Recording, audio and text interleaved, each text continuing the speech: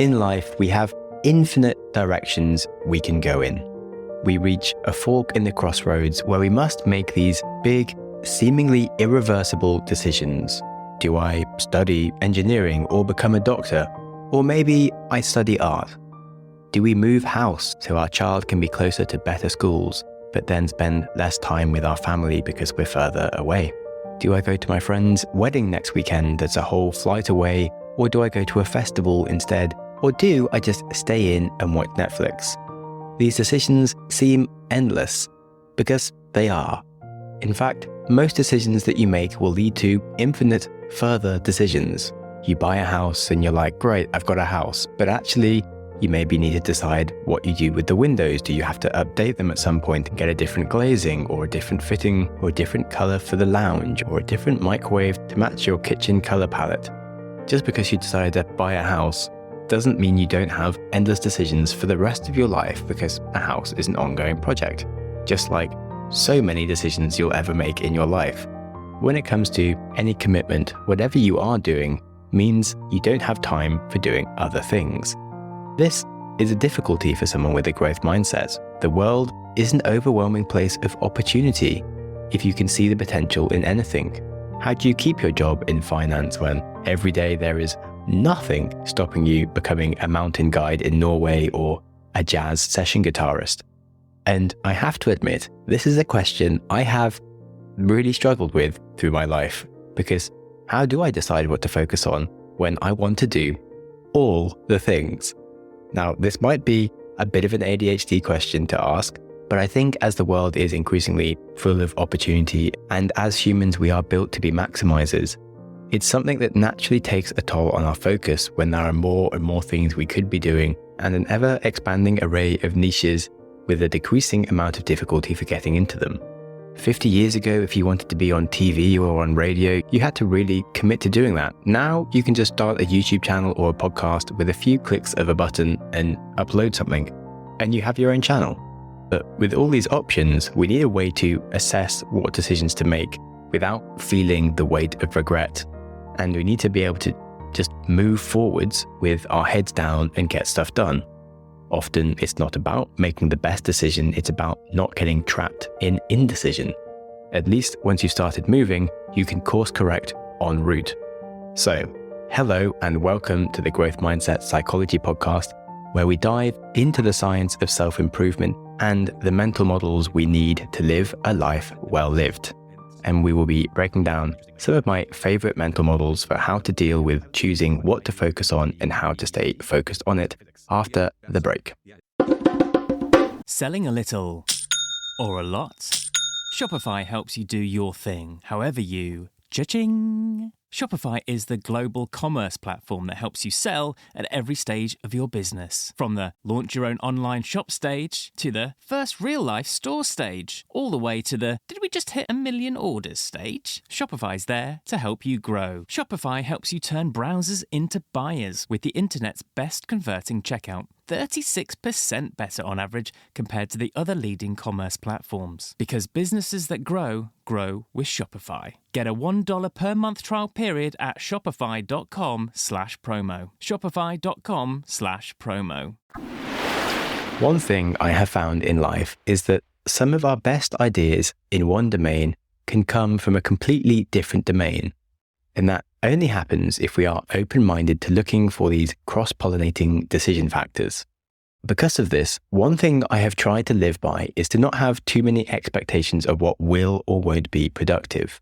When you can be more open-minded, it has a curious impact on other aspects of your life that you can't imagine. Now, I'm not saying that you listener need to go and radically change your life and just do crazy, weird stuff. But something that I personally tried for the sheer hell of why not was wearing a dress. Now, I'm not homosexual. I'm not non-binary. I am very comfortably just a straight white dude. But I concluded the only thing that was stopping me from wearing a dress was what other people think of me. And why would I want what other people think of me to stop me doing anything? So, a few years ago, I tried wearing a dress just for fun, and it did break down a barrier in my head of what I can and can't do in life. and gave me a very small nudge to be slightly more in touch with the female experience. Of course, I have no idea what it's like to have a vagina or a period or to be able to create a child. I don't know what it's like to be judged on appearance or worry about my safety. I will never know what it's like to be able to multitask, but I do know what it's like to choose the right dress. And learning about the decision process in choosing the right dress and then the changes in how people treated me when I wore one got me thinking and started to do some of that cross-pollinating of ideas that I was mentioning earlier. Now, for a second, I just want you to imagine these occasions. Think of New Year's Eve or a cocktail party, a wedding, or maybe a day at work. Now, a man could turn up to all those occasions in the same suit, and you wouldn't notice a thing. A woman has very different dresses that say very different things about her for all those occasions. And they also empower her to be the person she is dressed as. You could consider dresses like different shades of your personality that you want to amplify. Anyone's appearance in life is part of selecting who they are going to be for that day. And so it's not just the dress that you're choosing when you're going out in it, it's also the personality, or you could say your mood. Do you go out as fun and bubbly, or classy and sexy, maybe summery and free, or caring and motherly? Do I want to be playful today or serious? And the things you wear impact your personality. And what I found was the dresses I wear impact my personality in ways I've never experienced in men's clothing.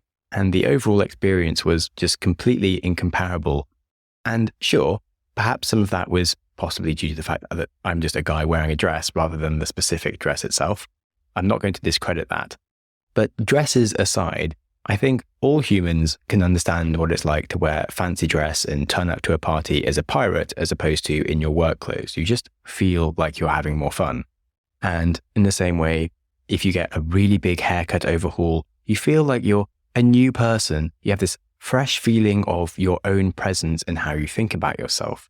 If you've looked at Mark Zuckerberg in the past few years, he has gone through what has been referred to as the Zuckaissance. He's wearing gangster clothes, these big t-shirts wears a chain. He's grown out his hair.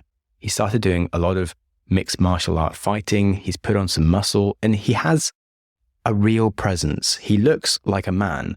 It wasn't so long ago that he used to look like a bit of an alien, but just by changing his dress sense, he's done some radical things for his presence and how we perceive his personality. And that's allowed for him to showcase his own self-expression of his own different elements of his personality. Considering his propensity to monopolize a market and crush competition, he's probably a pretty alpha dude. Yet back in his robotic alien appearance, he was a bit like the kid at school who's trying to convince other people that he's cool. He was just there being like, I'm cool, damn it. Why won't anybody appreciate me?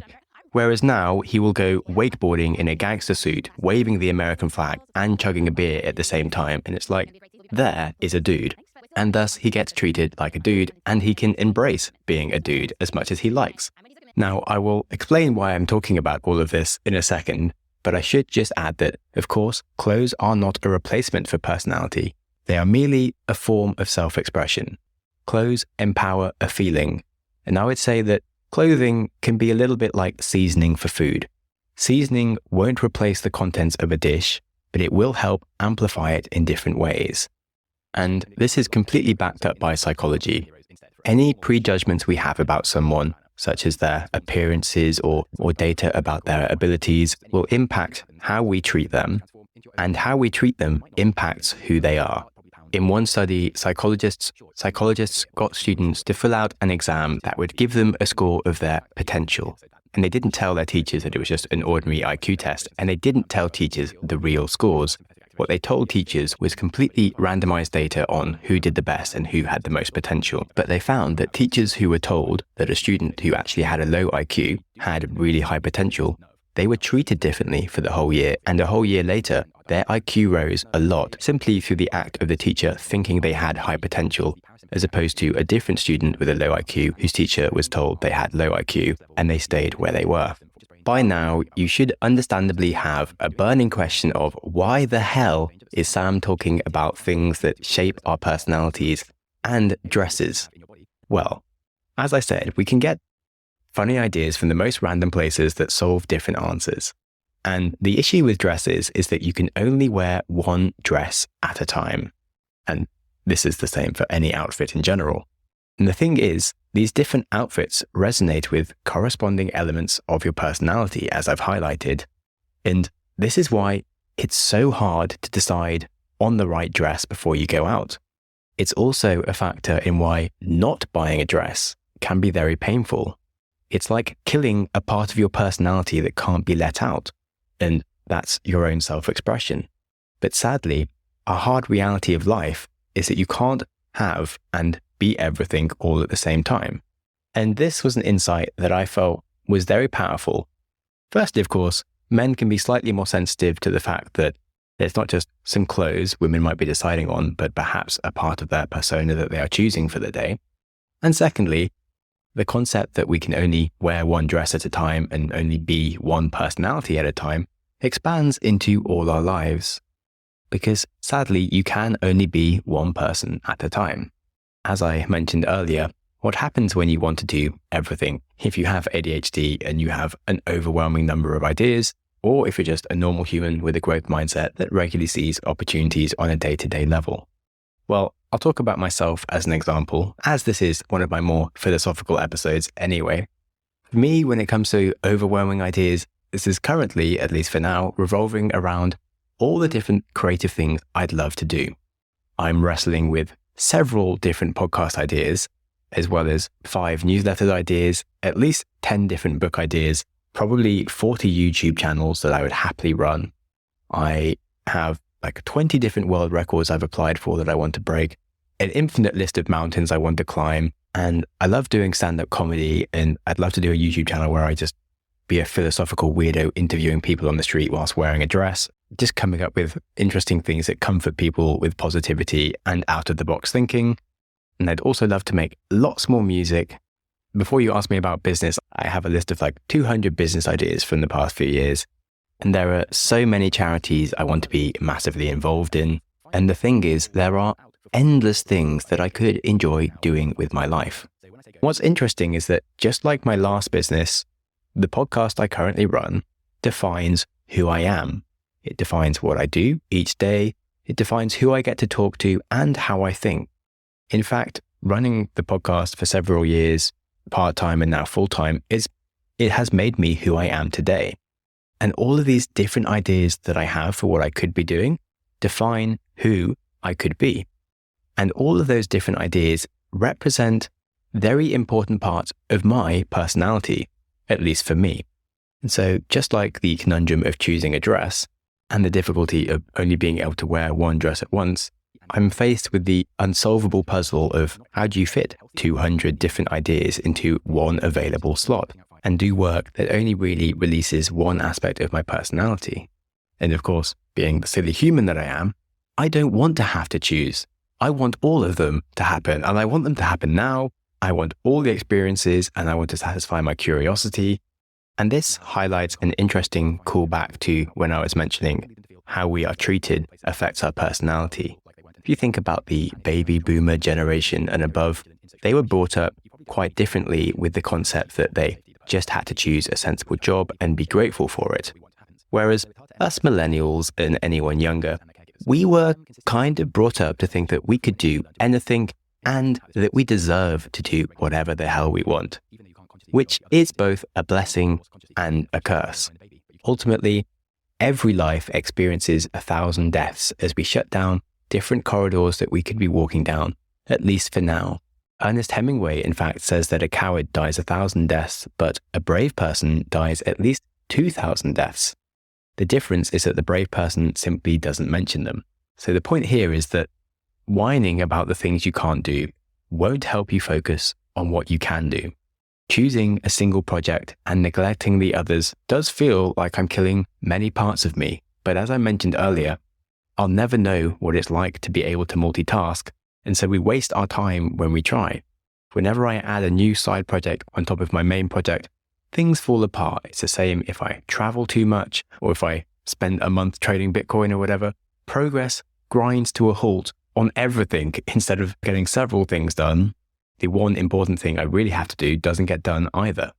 that did take me a while to accept that I'll probably never be successful if I try to put all of my personalities out there at once. I can't wear 16 dresses in one day, and I can't run 5 podcasts, 10 newsletters, and 20 YouTube channels at the time. And whatever your interests are, ultimately we do have to put one foot in front of the other and walk down our path. As they say, if you have many priorities in life, you don't have any priority. And I believe that things like health and relationships are really important priorities you can't neglect if you want to have good mental health and succeed in your work projects in the long term. So that means you have very little space for doing lots of different stuff and spreading yourself too thin. Now, if you have a normal 9-to-5 job and you have headspace, definitely you can take on a side project, but taking on too many things doesn't work. We have to dedicate ourselves and be focused on one real key area until it's successful enough that it can sustain itself in whatever way that means. Maybe that means recruiting other people to manage different elements of the project. Maybe that means turning the thing we do into such a habit that it's really easy for us to do. Maybe you want to exercise more, or maybe you want to write daily. If those are things that you really struggle with, they're going to take a lot of focus and be a real project for at least 3 months, maybe a whole year, before those things become such a habit that you can juggle doing other things at the same time. Another really interesting thing for me that I've noticed within myself and other people is that we can really get mentally ahead of ourselves when it comes to our ideas. And this is a real key area where problems arise. We start on a project where we just need to do one thing reliably, but we already imagine ourselves doing 5 other things, or we just want to be at the end point straight away. Let's say someone wants to run a marathon, but they don't want to be crap at running for the next 6 months where everything hurts until the point where they're actually fit enough where it no longer hurts. Or someone wants to start a podcast to build their profile, and all they need to do is just focus on getting 20 good podcast episodes out there, and that's it. Just get reliable at making podcast episodes. But instead of just focusing on their one goal, they start a social media channel to go with it. They want to create a side podcast for other ideas that go with it. They're building their Medium profile. They're trying to guest on other podcasts. And it's all a bunch of distractions from getting good at the one thing they actually need to be doing.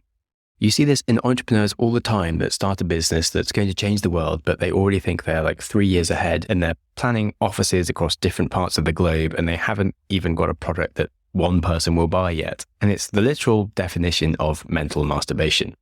Being mentally ahead of ourselves and wanting to already be at the destination where project is already successful enough to give us all the other opportunities we dream of, being in that headspace stops us from making any progress in the real world that would lead us to reaching those opportunities we dream about.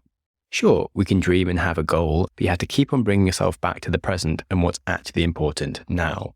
If your head is 2 years in the future, that's a recipe for failure. Not only do we want to do all the different things, we often want all the end successes of the thing without even committing to walking the path of getting there. And I really like the metaphor of walking a path, because you could hike the Pacific Coast Trail, or you could hike across the Himalayas, or even the Camino Trail in Europe, but you can't do them all at once. And we have to treat our projects with the dedication they deserve.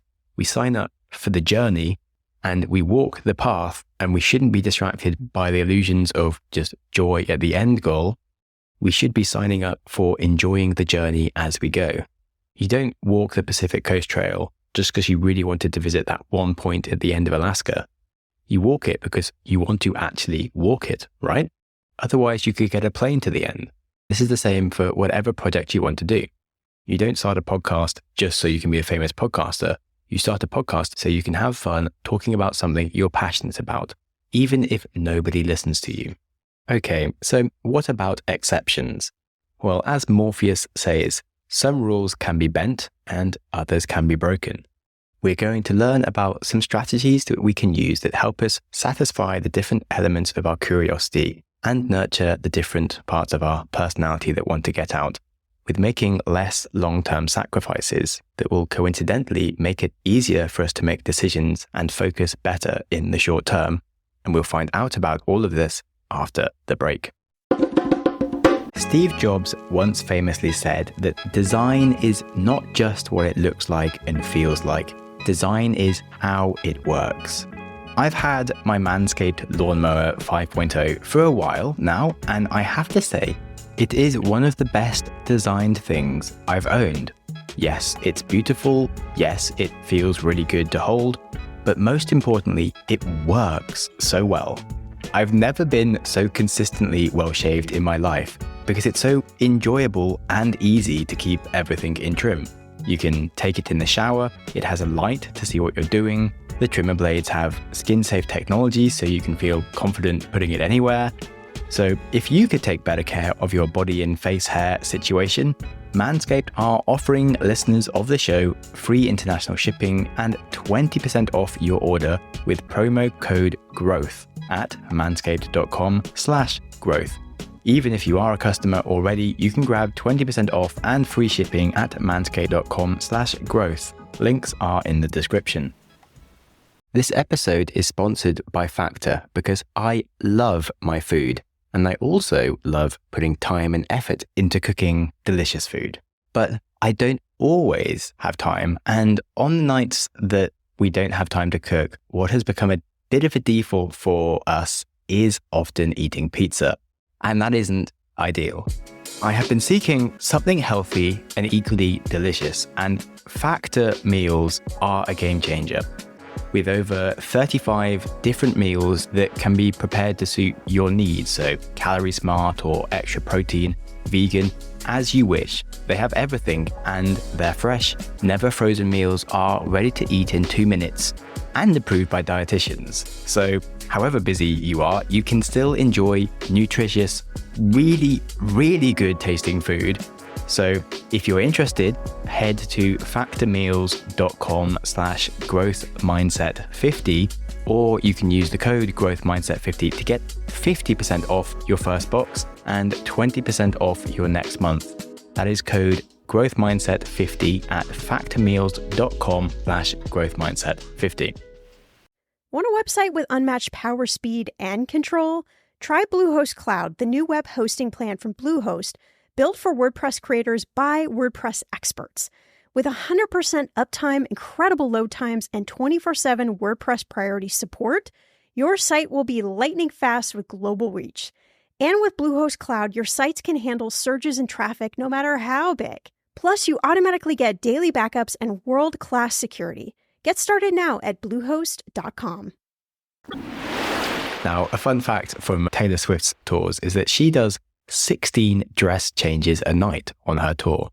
Now, that might seem like a few too many dresses for one night, but it is actually a very appropriate way of sharing as many of Taylor's different personalities and eras with her audience, because they want as much of Taylor as they can get.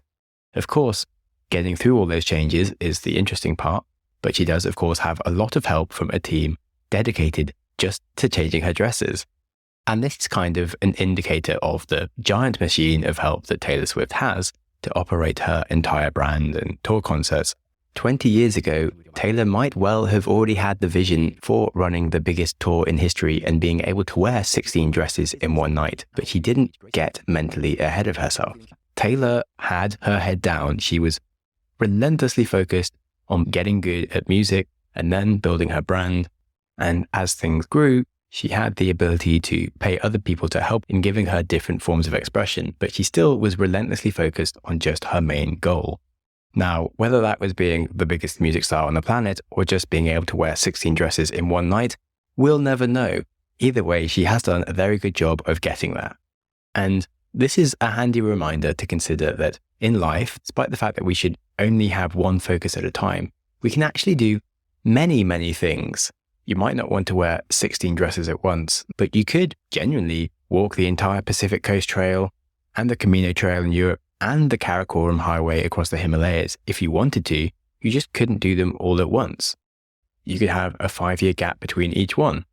If there are different jobs that really interested you when you were young, you can make massive career changes. And bringing your experiences from your previous job will only mean that you advance faster and maybe even have insights that people who always did that job will never have. I was an entrepreneur before I became a psychology podcaster, and that certainly means I can talk about the psychology of hiring, sales, investing, managing untold amount of stress and everything going wrong and having to fire all the people you just spent the last year trying to work out how to hire. And I can talk about those things with more depth and empathy than you can simply by reading a psychology study. And it also helps me think about my podcast as a business and how to think a bit more analytically about marketing and growing something as opposed to coming at it purely from the artistic standpoint. And then change is a part of life. Who knows what I will be doing in 10 years' time? My sister used to be a product manager before she became a garden designer a few years ago, and she loves the big change. And her extensive experience in managing projects is only an asset when it comes to managing the project of getting a multiple acre garden together with many different contractors doing different things all at once and getting the whole thing to come together into a beautiful resulting garden. It's very easy to forget that in life we can do many things and that most people that study a university degree don't even work in the subject. Unlike a hiking trail that has an obvious start point, journey, and end point, our lives don't have any specific place where things stop and start. It's purely within ourselves to notice our own callings to move on and to become a new person and be curious about other elements of our needs we might want to attend to. That might be due to the stressful lifestyle we've created in our current work, or a lack of growth from being in the same industry for too long, or maybe an unmet creative urge that we want to satisfy. All of these things can push you, and that's fine. You need to pay attention to who you can be and who you could be. We just have to remember that when it comes to growth mindset, you can do anything, but you can't do everything. Finding what to focus on life is a very tricky thing, and it probably requires several attempts of different projects before you find something worth sticking on. The important thing is to go through these changes for the right reasons. If you give up because something is hard, you'll never really do anything. But if you refuse to ever give up because you feel you have to finish things, then you might cut yourself off from big opportunities purely from being too stubborn. Something I've seen from working with many different creators is that you shouldn't start a podcast or a YouTube to get famous, because it's a multiple year project, and you should start them to enjoy yourself and to nurture parts of your personality you want to get in touch with. Then if it's enjoyable enough, you can sustain it for enough time that it might actually become something that you can do full time and take seriously. It took me 7 years running this show before I took it full time. The thing is that when you work on anything, you need to be able to work with focus. It's an essential part of life. It is focus that provides the force for success. If you were to throw a really big handful of sand at a window, nothing happens because it's just all these little bitty particles that don't hold enough weight behind them. However, if you throw a rock that's the same weight as the sand at a window, you smash the window because all those little particles are stuck together in one singular focused force. Now, as humans, we all have different levels of distraction and different amounts of ideas and things we want to go and do. As someone who has ADHD, you can trust me when I say it's not natural for me to focus, but it took a lot of hard lessons in life to appreciate the rules of how things actually work. And once you appreciate the rules that you can't really break, you can then innovate within them and maybe bend things a bit to make things more interesting for you. In terms of my different side projects, I ran an Airbnb for a while. I've had 3 different blogs. I ran a thrill-seeking adventure company as my part-time project so I could get paid to go on cool holidays instead of paying for them myself. I ran an events marketing hustle for students.